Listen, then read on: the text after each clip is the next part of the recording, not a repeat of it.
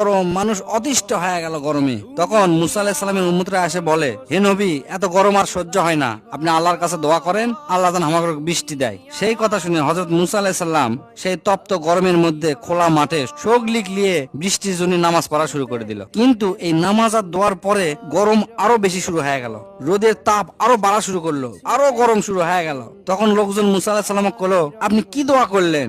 বৃষ্টি তো দূরের কথা, তাপ আরো বেড়ে গেল। তখন মুসা আলাইহিস সালাম আল্লাহ কলো, হে আল্লাহ, তুমি তোমার বৃষ্টি না দে আরো গরম বেড়ে দিলা, ঘটনা কি?